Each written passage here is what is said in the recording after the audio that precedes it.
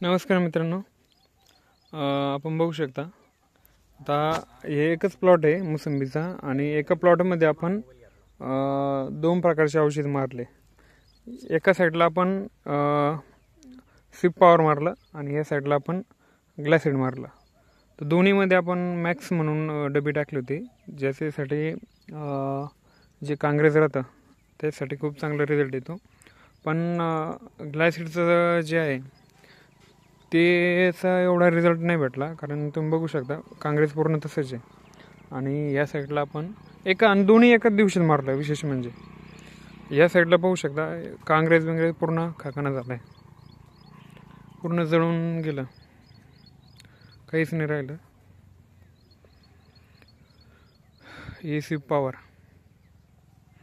आणि या साईडला मारलं होतं आपण ग्लायसिड.